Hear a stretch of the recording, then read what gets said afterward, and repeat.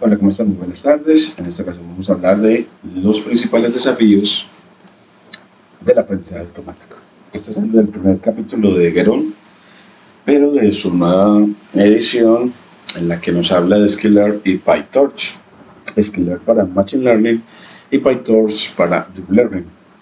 Entonces, en estos principales desafíos del aprendizaje automático, Aurelien Guerón nos dice que, en resumen, dado que la tarea principal de seleccionar un modelo y entrenarlo con datos, pues esas dos cosas que pueden fallar son un modelo incorrecto y datos incorrectos. Es decir, en resumen, dado que la tarea principal de seleccionar un modelo y entrenarlo con datos, pues las dos cosas que pueden fallar en esa parte de seleccionar un modelo y entrenarlo con datos pueden ser que el modelo quede incorrecto o que los datos sean incorrectos. Entonces, son las dos situaciones, nos señala Guerón, y es que el modelo sea incorrecto o de que los datos sean incorrectos. Yo quisiera como que me quedara mejor. En resumen, dado que tu tarea principal es seleccionar un modelo y entrenarlo con datos, las dos cosas que pueden fallar son un modelo incorrecto o datos incorrectos. Comencemos con ejemplos de datos incorrectos. Entonces hay veces que tenemos una cantidad insuficiente de datos de entrenamiento. Y para que un niño pequeño aprenda qué es una manzana, basta con señalarle y decir manzana, quizás repitiendo este procedimiento varias veces. Ahora el niño puede reconocer manzanas de todo tipo de colores y formas. Y eso es genial. El aprendizaje automático aún no ha alcanzado su máximo potencial. La mayoría de sus algoritmos requieren una gran cantidad de datos para funcionar correctamente. Incluso para problemas muy simples se pueden necesitar miles de ejemplos, y para problemas complejos como el reconocimiento de imágenes o voz puede necesitarse millones de ejemplos, a menos que se puedan reutilizar partes de un modelo existente, es decir, el aprendizaje por transferencia. Ahora también otro problema es la irrazonable eficacia de los datos. En un famoso artículo publicado en 2001, los investigadores de Microsoft, Michael Banco y Eric Brill, demostraron que algoritmos de aprendizaje automático muy diferentes, incluso algunos bastante simples, funcionaban casi de manera idéntica en un problema complejo de desambiguación del lenguaje natural una vez que se les proporcionaban suficientes datos, como se puede ver en la figura. Es decir, que pueden ser modelos diferentes, pero si se le dan millones de datos, y entre más se le den millones de datos, el desempeño o el accuracy en el conjunto de testeo, aquí el test accuracy, va aumentando, va aumentando ese desempeño tendiendo al 100%, superando el 95% para, por ejemplo, da 1.000 millones de palabras. Siendo que los algoritmos, por ejemplo, aquí tiene Memory Base, WeKnow, Perceptron y Naive Bayes. Los tres algoritmos que, cuatro algoritmos que inicialmente tienen desempeños para cantidades de datos pequeñas, tienen desempeños muy diferentes y por debajo del 85%, pero que a medida que la cantidad de datos aumenta de estar por debajo de los 1.000 millones de palabras a más de 1.000, por debajo de 1 millón de palabras, a si aumentamos a más de 1.000 millones de palabras, de 1 millón de palabras a más de 1.000 millones de palabras, pues ya el desempeño se va acercando más al 100% en cualquiera de los cuatro algoritmos. Cualquiera de los cuatro algoritmos va tendiendo a un desempeño, a desempeños casi iguales los cuatro. El único que como que no fue Memory Base, que no alcanzó sino un desempeño por debajo del 95%, a pesar de que se le entregaron alrededor de 1.000 millones de palabras. Esa es la importancia de los datos versus los algoritmos. Mostrar que los datos, entre más cantidad, a veces nos ayudan mucho y mejoran el rendimiento de los modelos. Como lo expresan los autores, estos resultados sugirieron que deberíamos reconsiderar la compensación entre invertir tiempo y dinero en el desarrollo de algoritmos y en el desarrollo del corpus. La idea de que los datos son más importantes que los algoritmos para problemas complejos fue popularizada por Peter Norville en el artículo titulado La irrazonable efectividad de los datos, publicado en 2009.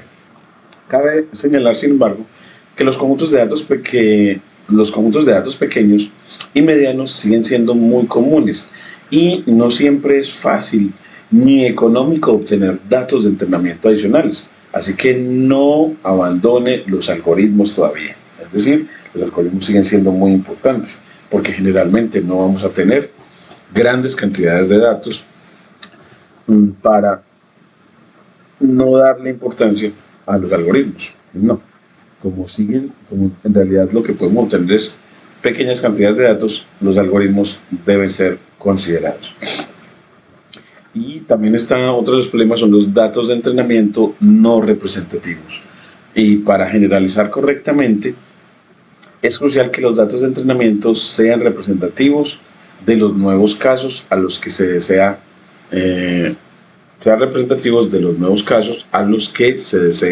generalizar. Entonces,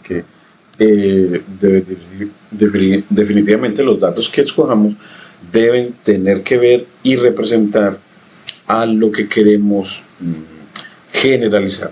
Eso se aplica tanto al aprendizaje basado en instancias como al aprendizaje basado en modelos. Por ejemplo, el conjunto de países que se utilizó anteriormente para entrenar el modelo lineal no era perfectamente representativo, pues no contenía ningún país con un PIB per cápita inferior a $23.500, ni superior a 62.500. Entonces, para esto, lo delimitamos entre signo de dólar para que nos deje las cantidades matemáticas en curvilínea. Y si lo quitamos, ni superior a $62.000. Pues aquí también lo dejamos delimitado para que nos ponga en curvilínea en esta edición profesional. Que ya nos queda más grandes, la expresión matemática en este caso no queda en curvilínea, sino más grandes los números. Y en la figura 1.22 muestra el aspecto de los datos al añadir dichos países. Entonces, si se añaden países como Colombia, que tienen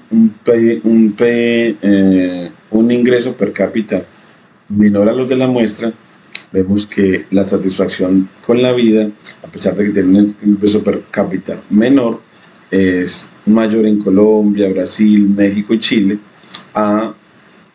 siendo que para los de la muestra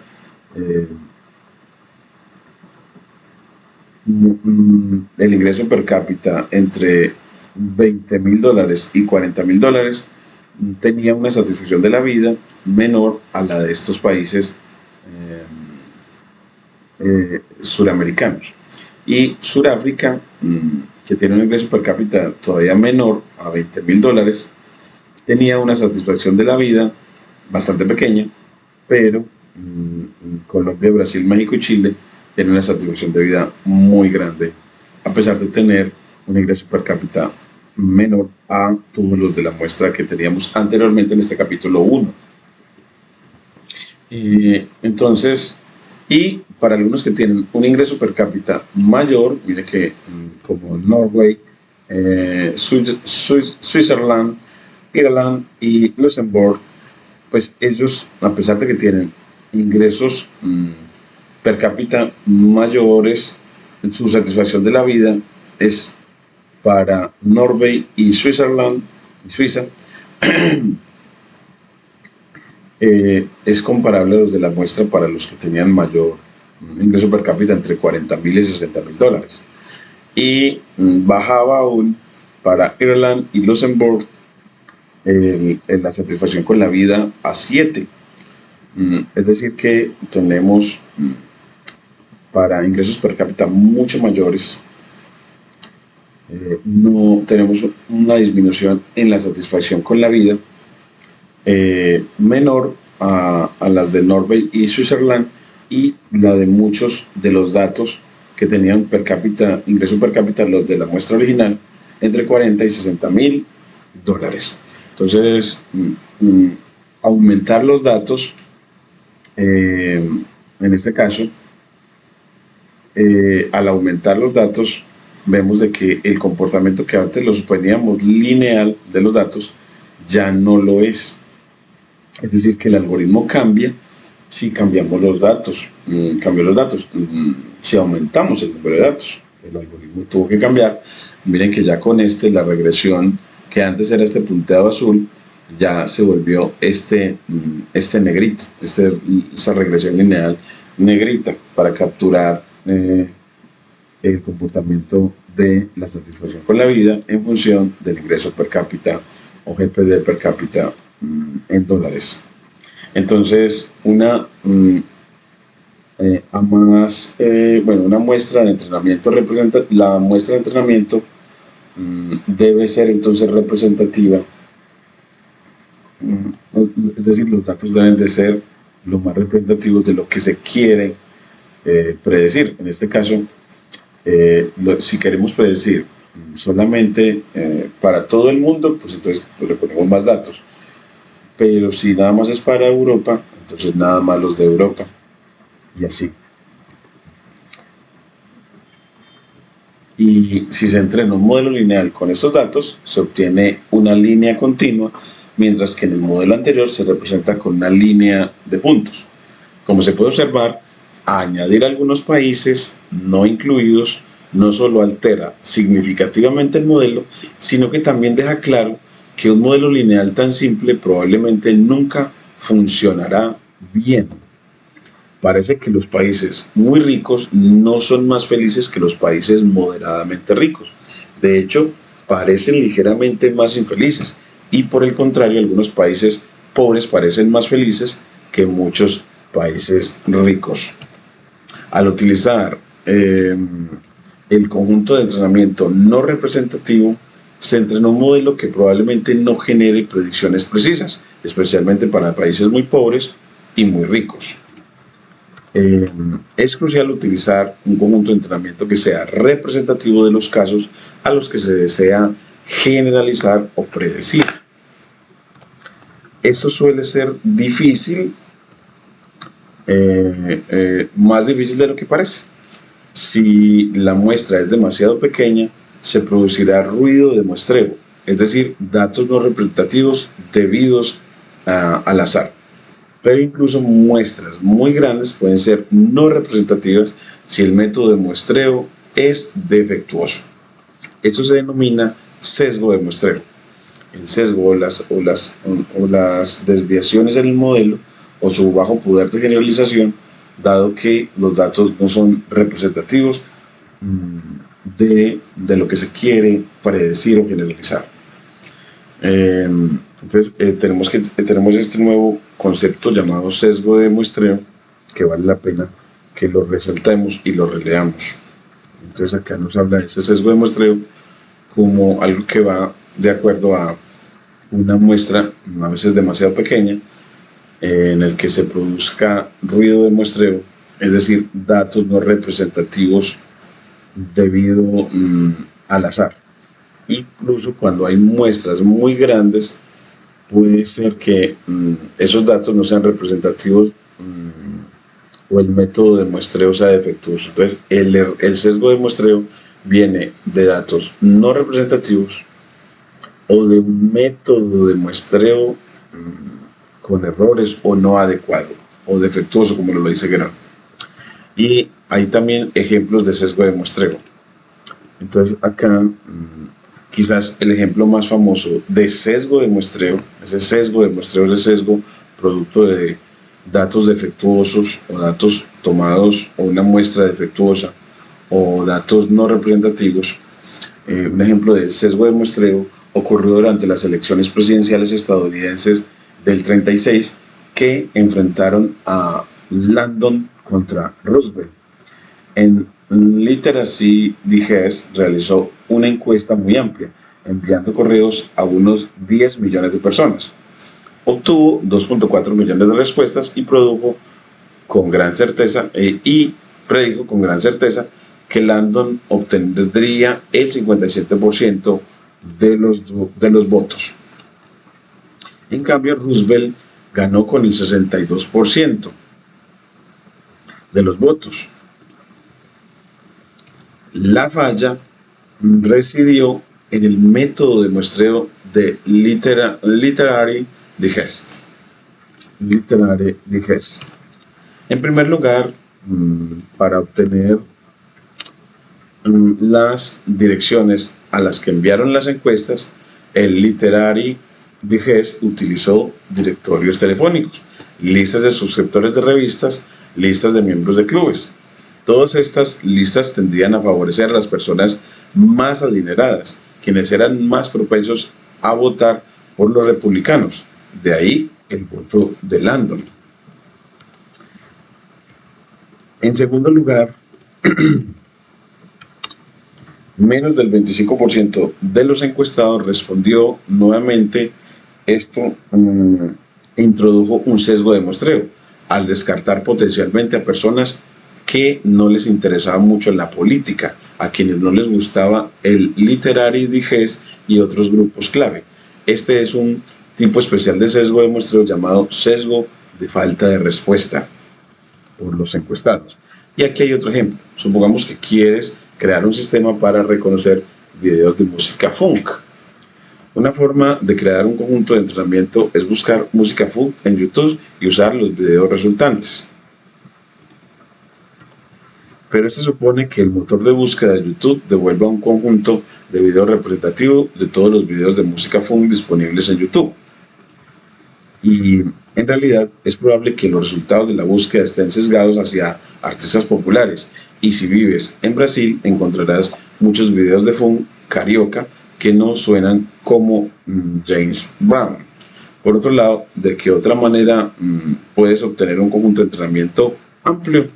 Entonces nos pregunta sobre esa necesidad de pensar cómo obtener, evitar el sesgo de muestreo, es decir, cómo obtener datos representativos, efectivamente representativos de lo que queremos predecir o generalizar.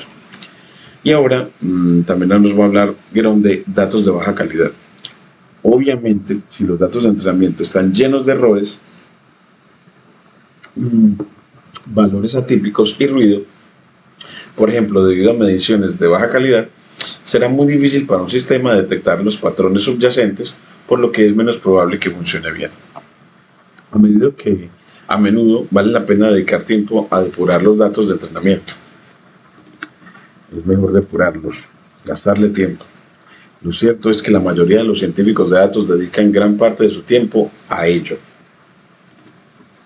Y a continuación se muestran algunos ejemplos de cuándo conviene depurar los datos de entrenamiento. Un ejemplo es si algunas instancias son claramente valores atípicos.